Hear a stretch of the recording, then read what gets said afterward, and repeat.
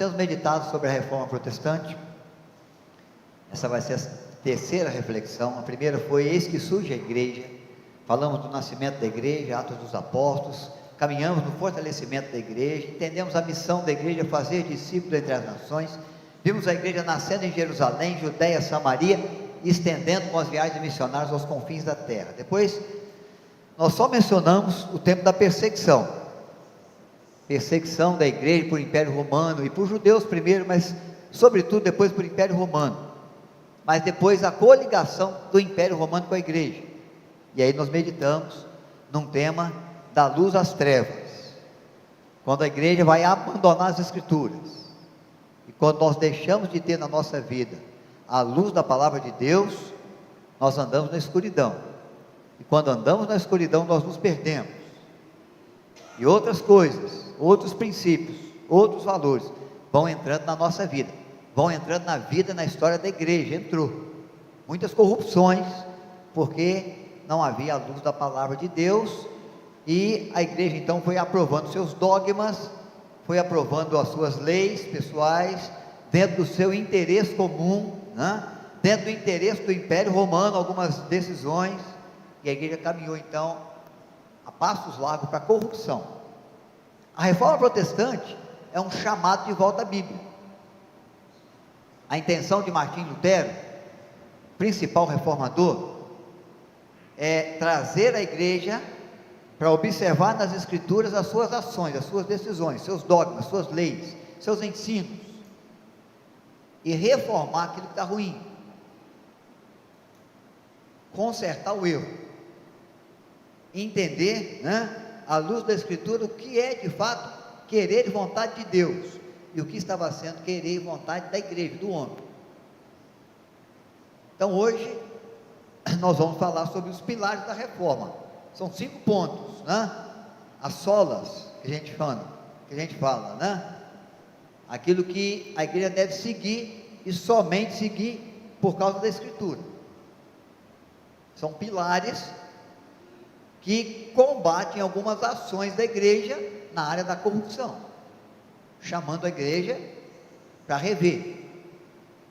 Quando a gente fala de reforma, é bom lembrar, você não fala em construir uma casa nova, você fala em consertar aquilo que está ruim, reparar o erro. Então a proposta não é cisão, a proposta é corrigir, correção. Olhava para a Escritura, olhava para as decisões, para as ações da igreja, verificava em que estava confrontando, reformava. Quando você vai reformar o carro, você não troca com o carro novo, você tira o ferrugem, tira aquilo que está arranhado, amassado, aquilo que não está dando certo, né? E você continua com o mesmo carro, continua na mesma casa, mas consertando os defeitos. É essa a intenção de Lutero. E quando que nós celebramos, né, a Reforma Protestante? 31 de outubro. É muito interessante, e eu vou falar isso aqui só para a gente perceber a perspicácia do inimigo, do diabo, porque ele vai pegando as principais datas da fé cristã e vai acrescentando alguma coisa para substituir. Jesus nasceu em Belém, Natal, celebramos Natal. Para nós o principal personagem é Jesus de Nazaré, para a sociedade, o Papai Noel. Páscoa, ressurreição de Cristo, para nós é túmulo vazio, ressurreição de Cristo, poder de Deus sobre a morte. Para a sociedade é coelho e ovo de chocolate. Reforma Protestante, 31 de outubro, nós celebramos correção da igreja, voltar da igreja para a luz da palavra, e é celebrado no mundo Halloween, algo muito diferente daquilo que a gente crê, tentando levar a sociedade, tirar da sociedade o foco do que aquela data representa de verdade, levar para um caminho totalmente diferente.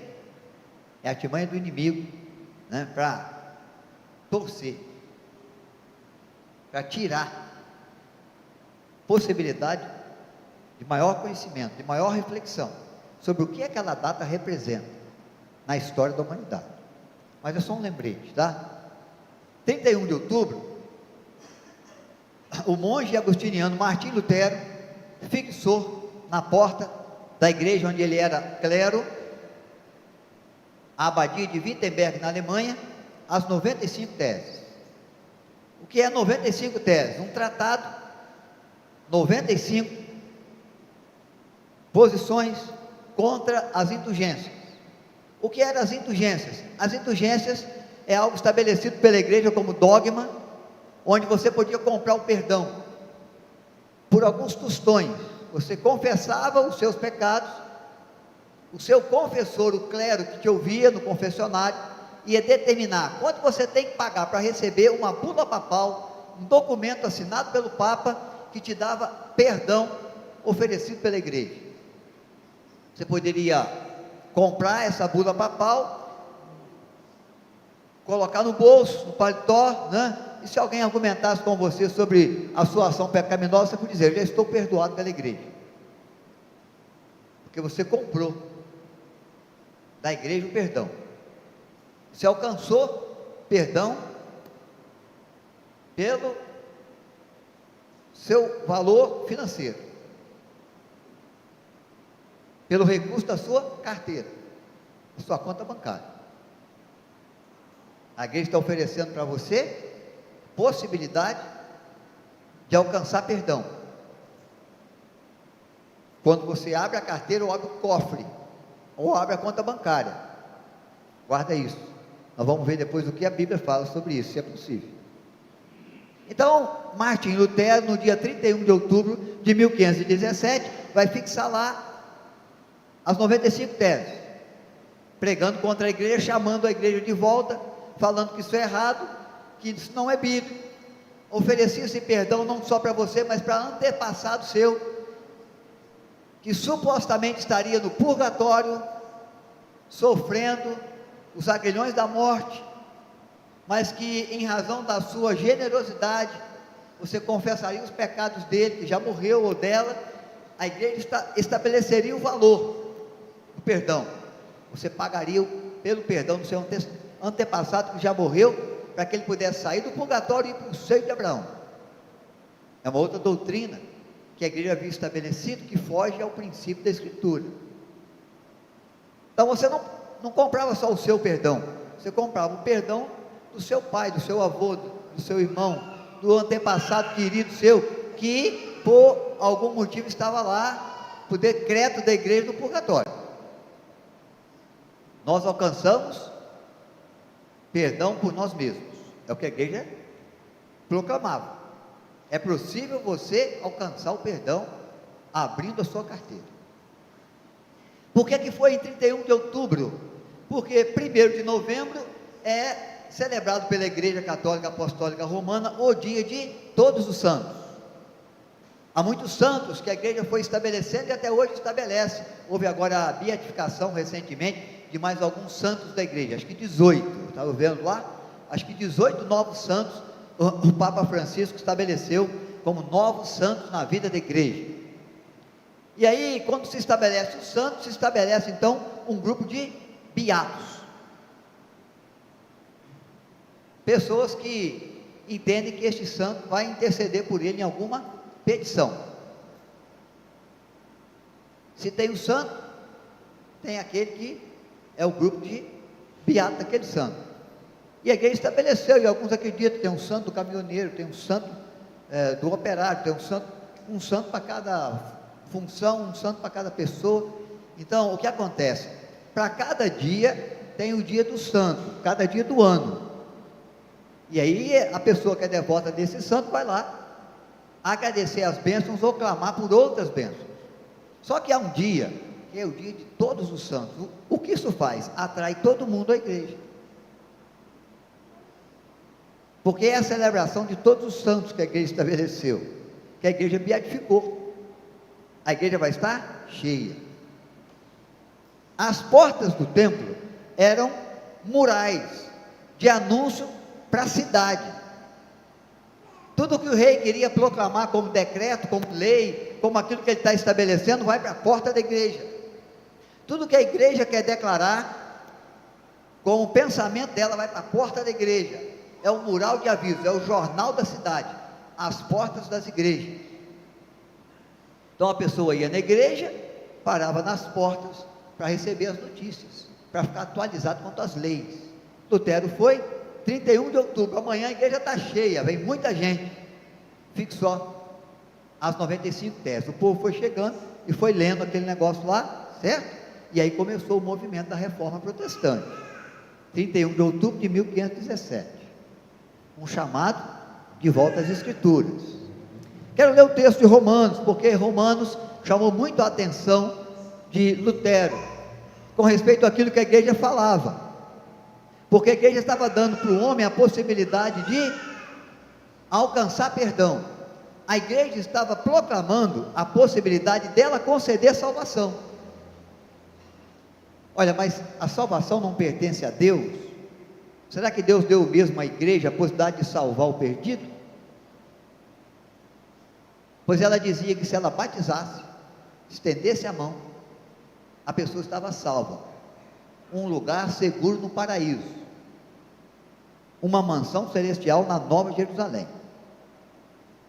Tem a fé em Jesus e tem o batismo da igreja, está salvo. E se a igreja excomungar, praticar a excomunhão, nem que você tenha fé em Jesus, você vai herdar o céu, você está condenado ao inferno, porque a igreja tirou a mão da sua cabeça. Se ela põe a mão, salvo; se ela tira a mão, perdido. A igreja está tomando para si a possibilidade de salvar o perdido, ou de condenar o ser humano que tem fé à perdição. Ela toma o lugar de Deus. Salvação pertence a Deus. Então, algo que chama a atenção de Lutero: o justo viverá por fé. Fé somente é um dos pilares aqui. Eu vou ler Romanos capítulo 1, verso 16 a 25. Acompanhe, irmãos e irmãs, com atenção a leitura desse texto.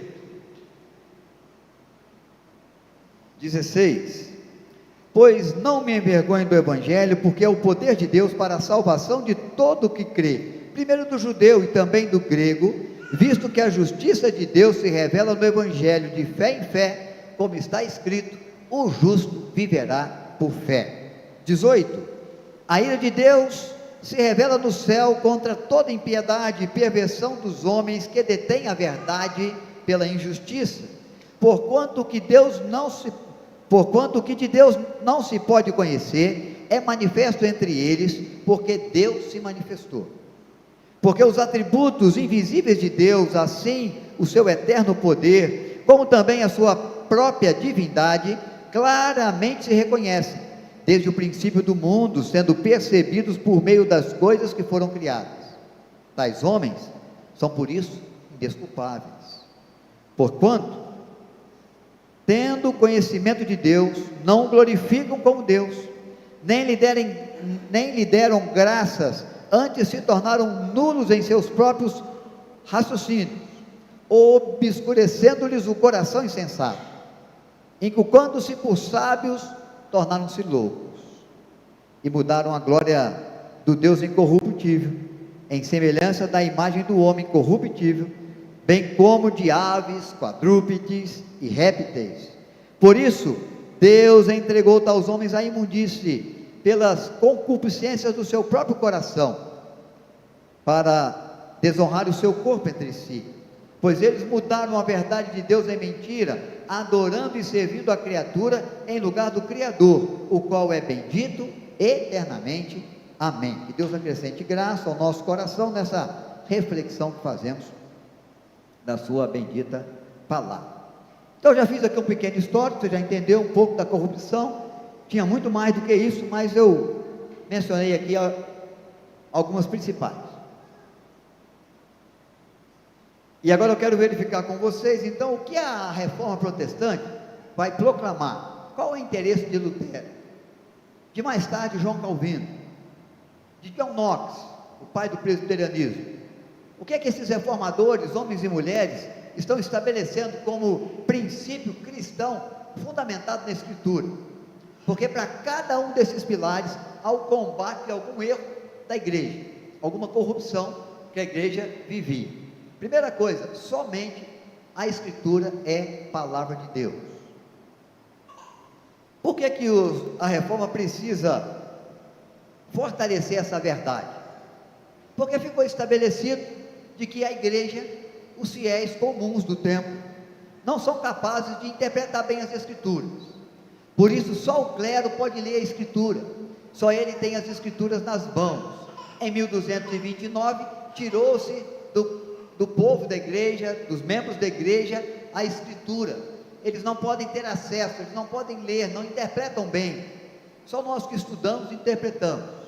E aí depois veio algo mais grave. A palavra do Papa é a palavra infalível, é como se fosse a palavra do próprio Deus. Então, quando o Papa vai falar sobre assuntos teológicos, assuntos bíblicos, tá bom? Nós vamos considerar que ele é o representante de Deus na terra, o principal representante de Deus na terra, e o que vai acontecer? Ele vai falar como a voz do próprio Deus. Sua palavra é a palavra infalível, inerrante. Todo cristão deve ouvir, todo cristão deve seguir, quando nós falamos, ou quando o Papa vai erguer a sua voz para falar. Então, quando nós falamos que só a Escritura é palavra de Deus, a reforma está contradizendo esse posicionamento da igreja. A palavra tem autoridade acima do clero, porque o clero é ser humano, e o homem, ele pode errar.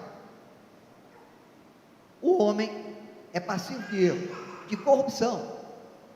O coração humano é enganoso, o entendimento humano não é perfeito, não é totalmente sábio, mas o que nós recebemos da parte de Deus, sim, é totalmente sábio. Então havia uma expressão assim, vocês se lembram que na escritura, no escrito dos profetas, quando o profeta falava assim, assim diz o Senhor, o que vem depois, Israel recebe como uma palavra do próprio Deus?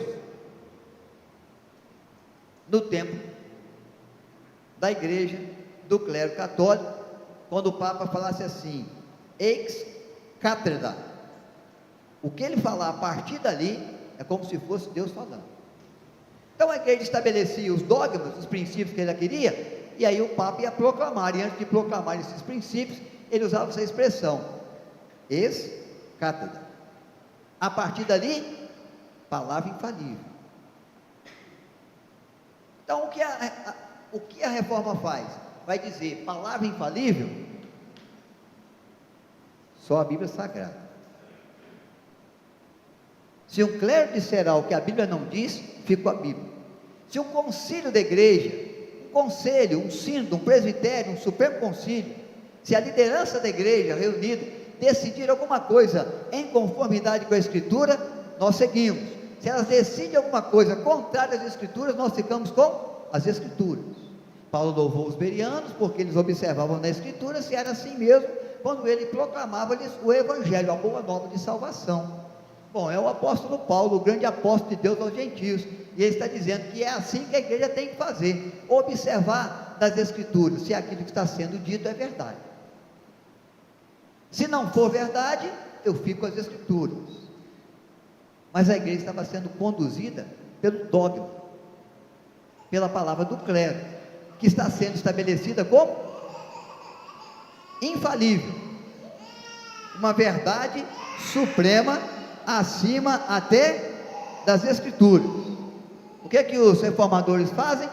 Rejeitam essa ação e esse dogma da igreja. Ela vai dizer que a palavra de Deus é regra de fé e prática, está acima da palavra do clero, acima da palavra do concílio. É claro que todas essas ações são fundamentadas nas Escrituras. Segunda carta de Paulo a Timóteo, capítulo 3, versículo 14 a 17. Mas eu quero ler o verso 16 e 17. Porque antes fala da natureza da Escritura, que é toda ela inspirada por Deus, depois fala do valor e da utilidade. Então está assim: toda a Escritura é inspirada por Deus e útil para o ensino, para a repreensão, para a correção, para a educação na justiça, a fim de que o homem de Deus seja perfeito e perfeitamente habilitado para toda boa obra. Onde está a autoridade do ensino? Na Bíblia Sagrada. De repente vocês vão descobrir que algo que eu falei aqui está fora da Escritura. Fique com as Escrituras, eu posso me enganar. Estudo, preparo, para que eu não me engane. Mas eu não sou o dono da verdade. Dono da verdade é a palavra de Deus. Então, o primeiro argumento é esse: vamos voltar para a Escritura, porque ela é a dona da verdade. Os reformadores vão querer sustentar isso aí. A igreja não tem a palavra final, o clero, o papa não tem a palavra final, o concílio não tem a palavra final. A liderança não está isenta de erro, de corrupção, de um entendimento insensato, nem os concílios. As igrejas são falíveis, são formadas por gente. Agora, todo o ensino da Escritura é fiel, é verdadeiro, porque é inspirado e é vindo do próprio Deus. Esse não erra, esse não muda, esse é sábio em todos os seus ensinos. Esse de fato pode nos conduzir no caminho, no propósito de fé que a gente deve andar. Então, Escritura acima do clero, acima da palavra do concílio, acima do dogma da igreja. Por quê? Porque a igreja estava pregando que ela salvava. Eu batizo, um ritual que a igreja oferece, você está salvo. Eu pratico a excomunhão, você está condenado ao inferno. O que a Bíblia diz com respeito a isso? Salvação pertence a Deus, não à igreja. Não é um ritual que nos salva. É confiança e fé genuína na graça de Deus que nos enviou Cristo. Quem crê no Senhor Jesus será salvo. Deus ama o mundo de tal maneira que envia o seu Filho unigênito, para que todo aquele que nele crê não pereça nos danos da morte, nos danos do pecado, mas possa herdar de Deus vida eterna. Essa é a palavra de Deus. Quando eu acredito que a igreja tem que complementar alguma coisa para mim ser salvo, eu estou diminuindo a graça de Deus em Cristo. Estou dizendo que Cristo não foi suficiente, porque o amor dele, o sacrifício dele, a morte dele na cruz, a entrega dele lá, assumindo a minha culpa, sem o batismo da igreja, não me salva. Perceberam como é que é o erro diante das Escrituras? Estou diminuindo a graça de Deus. Estou dizendo que o que Cristo fez não é suficiente, depende da mão da igreja para complementar. Às vezes a pessoa acha que depende de uma doutrina bíblica, de um princípio bíblico para complementar. Depende de eu seguir esse ou aquele princípio doutrinário para mim ser salvo. Salvação não, salvação é por graça de Deus. Acho que é a próxima. Somente pela fé. Como que você consegue alcançar salvação? Por fé em Jesus. Crê, será salvo. O justo viverá por fé. Romanos é o texto que nós lemos. Romanos capítulo 1. Há um propósito de Deus de salvar o perdido. Não depende da igreja. Depende do exercício de confiança, de fé, que a pessoa precisa exercer. Não é alcançada por obras. Paulo vai fazer essa recomendação aí aos romanos. Olha, tem gente achando que pode alcançar por obras. Tem gente que está transformando a verdade de Deus em mentira, né? E está entendendo de que ele pode chegar a ser salvo, herdar a mansão celestial pelo seu esforço, pelo seu empenho, pela esmola que ele dá, pelo procedimento que ele tem, pelas muitas idas à igreja, pelo seu propósito de levar a vida de retidão, de integridade. Deus não vai negar o céu para uma pessoa assim. Mas Deus diz que se nós pecamos, estamos destituídos da glória de Deus. Quem não pecou? Todos pecaram. Quem não comete pecado todo dia? Todos nós pecamos todo dia. Mas o ser humano, ele gosta de criar mecanismos que dê para ele o controle do alcance das coisas. É muito difícil você ficar dependendo dos outros, não é isso? Alguns acham que é humilhante chegar no céu por graça de Deus e não por esforço, por empenho seu. Mas a carta de Paulo aos Efésios, capítulo 2, no início dela vai nos ensinar, no início do capítulo vai nos ensinar uma grande verdade: não é por obras para que ninguém se glorie. Pela graça sois salvos mediante a fé, não por obras, não por comportamento. O que acontece é que a igreja está invertendo a ordem das coisas, está dizendo que o procedimento humano pode dar para ele perdão, pode dar para ele salvação. Se ele abrir a carteira, se ele fizer doações generosas, bom, então, nós estamos vendo que, Nath, espera aí, Nath, só por fé somente, tem que crer em Cristo, tá? Tem que crer no Senhor que foi enviado, tem que crer na justificação que Cristo alcançou por nós na cruz, tem que crer no sangue vertido, o sangue que nos purifica de todo pecado. Nós não somos justificados por ações nossas, é sempre por Cristo, é sempre por fé em Cristo. Salvação é obra exclusiva de Deus, Ele que faz, nós não fazemos nada, nós recebemos de graça. O que nós fazemos? Exercemos fé, nós confiamos naquilo que Deus fez, só isso. Mas não precisa mais nada, pastor, não precisa mais nada. Pelo ensino da Bíblia, eu preciso crer naquele que foi enviado, no sangue que foi vertido, no sacrifício que foi feito, na culpa minha que ele levou sobre si. Crer que Jesus é o enviado de Deus para salvar o perdido. Outro ponto, e terceiro, é somente por graça. Então, está dizendo o seguinte: eu não compro, eu não realizo, eu não conquisto, não adianta eu abrir a carteira, não adianta eu ser bonzinho, que eu não sou bom o bastante, tá? Não adianta eu ir muitas vezes à igreja, eu participar de todos os ministérios da igreja, nada disso alcança para mim a salvação que Deus dá. Não adianta eu confessar os meus pecados, descobrir o valor disso e pagar e receber uma bula papal. Isso não tem garantia nenhuma, isso não tem valor nenhum diante de Deus. A Bíblia Sagrada está dizendo para mim que é graça de Deus, não por obras, mas por graça, para que ninguém se glorie. Pela graça sois salvos mediante a fé. Isso não vem de vós, é dom de Deus, não de obras, para que ninguém se glorie. Não há nada que você possa fazer. Eu e você só merecemos o juízo, o castigo, a punição de Deus, a culpa dos nossos pecados, a morte espiritual, a eternidade sem Deus. Mas a graça de Deus, o presente de Deus, o favor de Deus que a gente não merece, visita a nossa vida e faz com que o perdido se torne filho, e faz com que a criatura se torne servo e herdeiro do reino dos céus. Mas é só por graça, não é comprando a bula papal. Uma outra questão que a reforma traz é por meio de Cristo, não é por meio da igreja, não é por meio da minha conta bancária, somente por meio de Cristo. Olha esse texto aí que eu gostaria de ler com vocês, primeira carta de Paulo a Timóteo, capítulo 2, versos 5 e 6, vamos ler juntos, tá bom? 5 e 6 da 1 Timóteo 2, tá?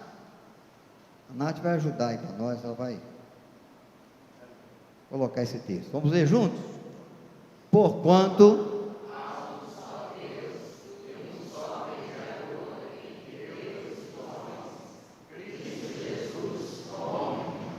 o qual a si mesmo se deu em resgate por todos, testemunho que se deve prestar em tempos oportunos.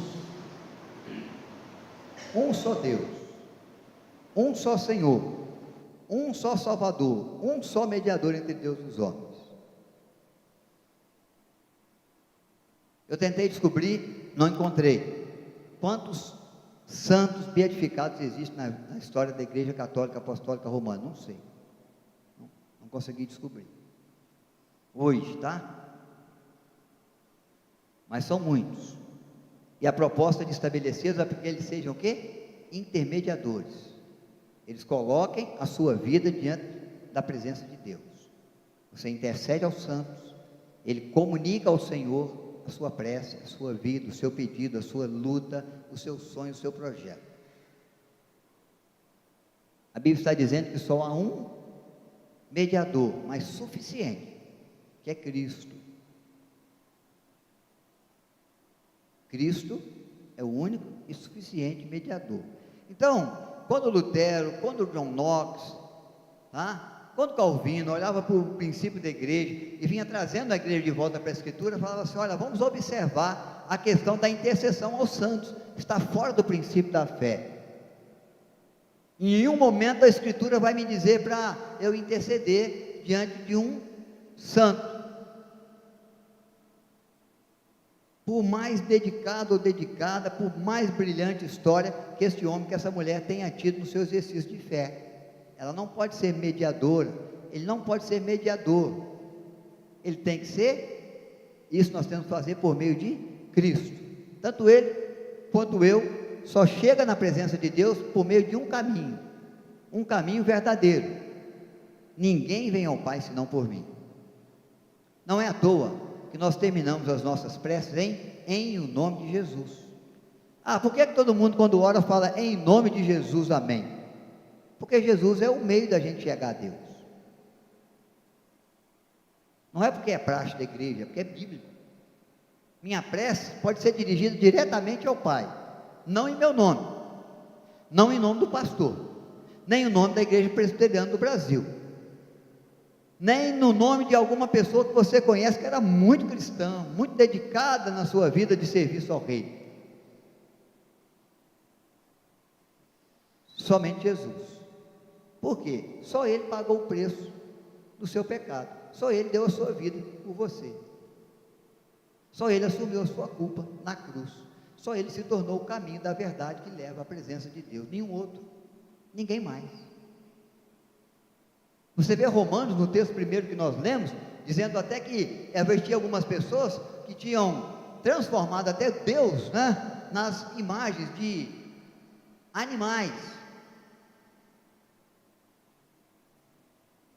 O Deus vaca, o Deus rio, o Deus crocodilo. Essas coisas todas nós encontramos nas culturas dos povos. O Deus Sol está transformando a criatura em Criador. Ele está recebendo a glória que o Criador merece, sendo só criatura, tendo sido criado por Deus. Mas as pessoas estão intercedendo, dirigindo a sua vida, os seus sonhos, os seus projetos, as suas lutas, a esse tipo de figura. E ainda está indo por meio de homens e mulheres que se dedicaram a Deus, são chamados de santos da igreja.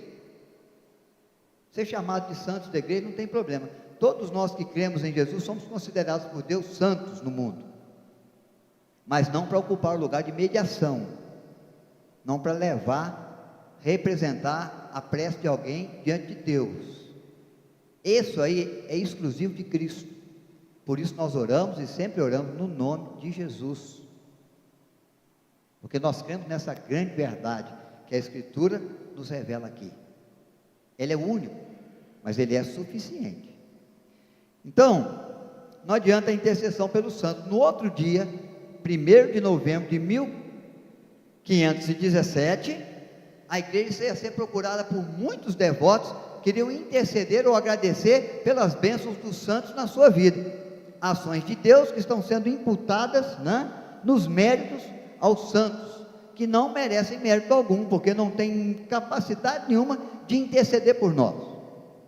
Quando pensamos na figura de Maria, na vida da igreja, antes da reforma protestante, a coisa fica um pouco mais difícil, porque é dada a Maria mais do que intercessão, é dada a Maria o rogar, ela roga por nós, é o que a igreja proclama, ela é o caminho para se chegar a Deus. Peça à mãe que o filho atende, é a proclamação da igreja. Será que isso é bíblico? Verdade? Não. Peça a Deus, por meio do filho, que ele atende. Depois ela foi elevada à corredentora. Se Cristo pode salvar, Maria também pode, na condição que ela foi estabelecida pela igreja.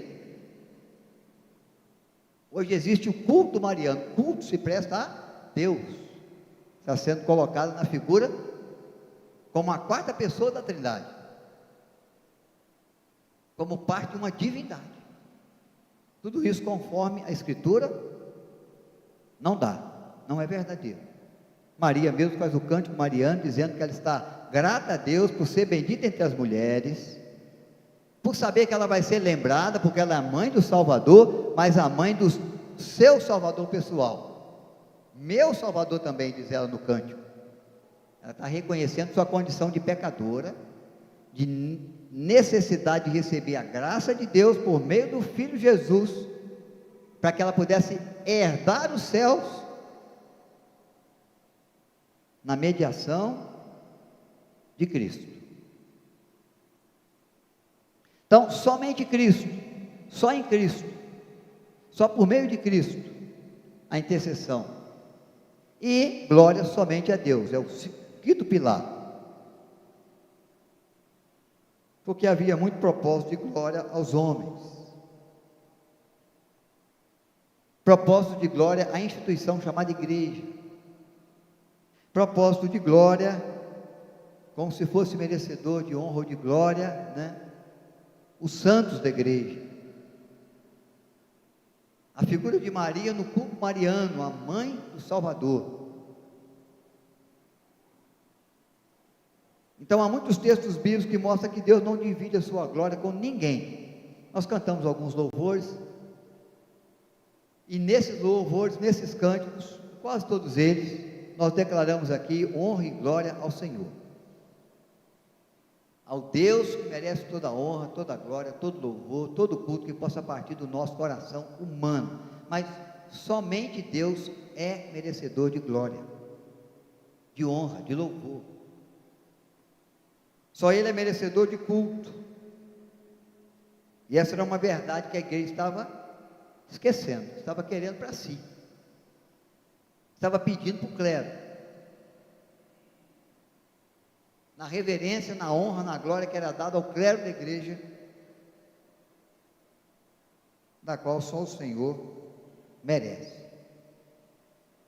porque Ele é criador de todas as coisas, tudo que existe é porque Deus existe, você existe porque Deus te formou de maneira assombrosamente maravilhosa no ventre materno, a sua história, a sua vida, os seus dias são todos contados pelo Senhor, nenhum deles existia ainda, Ele já tinha contado no seu livro todos os seus dias, toda a sua história. Ele é Senhor do céu, Ele é Senhor da terra, Ele é Senhor do tempo, Ele é Rei dos reis, Ele é o Deus soberano sobre toda a terra. Então não há ninguém nem nada que mereça a adoração, o culto, a honra, a glória que são devidas ao nosso Deus. Por isso que Romanos, no texto que nós lemos, ele vai falar isso, olha, glória, honra, louvor a Deus eternamente, amém. Ele é merecedor, a nenhum outro, nem a igreja, nem a ninguém, nem a nada. Só por meio da graça de Deus somos feitos filhos, só pelo agir do Senhor somos reconciliados com Ele, só pelo propósito de Deus, querer de Deus, vamos viver o novo céu e a nova terra. Então para que nós vamos dar glória? Glória somente a Deus. É um chamado da igreja para o reconhecimento da soberania, do poder, da grandeza do nosso Deus e de ser Ele merecedor de toda a honra e glória. Tem dois textos aqui e há muitos mais na igreja. Não a nós, Senhor, na Bíblia, não a nós, Senhor, não a nós, mas ao Teu nome da glória, por causa da Tua benignidade, da Tua verdade, a Tua palavra, que nos revela o propósito de salvação de Deus. O outro texto, 1 Timóteo 1,7, ao Rei eterno, ao Deus único, imortal, invisível, seja honra e glória para todos sempre. Amém. Então são verdades bíblicas que a reforma protestante vai trazendo para a igreja sair do tempo da corrupção, retomar o trilho e caminhar dentro do princípio da fé que alcança o coração de Deus com aquele recompensar que Ele tem para aqueles que lhe são fiéis, para aqueles que lhe obedecem, para aqueles que entendem a sua verdade, para aqueles que confiam no seu caminho e andam nele, para aqueles que entregam a sua vida ao Senhor e podem confiar a sua eternidade na mão daquele que trouxe dentre os mortos a Jesus, o Cristo ressurreto que vive e que foi preparar um lugar para nós, para que onde eu esteja, estejamos todos nós. A reforma protestante é um chamado do movimento que Deus providenciou na igreja, para que a igreja pudesse observar o seu posicionamento, o seu princípio, o seu valor, os seus dogmas, diante das Escrituras, para sair das trevas, para voltar para a luz, para olhar o que está errado, o que está corrompido, o que é ferrugem, o que é defeito, e reformar, e consertar. Então, irmãos, nós somos chamados a isso, como igreja que segue o seu princípio de fé, o princípio de fé das Escrituras, a confiar a nossa salvação exclusivamente em Cristo, no agir de Deus, na graça de Deus, no mover de Deus que visitou a terra na pessoa do seu Filho para salvar o perdido. Quando nós entendemos isso e somos alcançados por graça de Deus, nós temos que dispor o coração para que o nosso viver seja o viver que rende toda a honra e toda a glória ao Senhor Jesus. Por quê? Porque nós fomos criados para quê? Fomos criados para honrar e glorificar a Deus. Esse é o fim principal do homem, é o propósito da nossa existência, ter um viver que glorifique a Deus, que o honre, que expresse serviço, que manifeste a vivência da santidade, da integridade, da confiança, da obediência às Escrituras. Que o Senhor nos ajude a sustentar na nossa vida esses pilares e outros que a Escritura nos dá.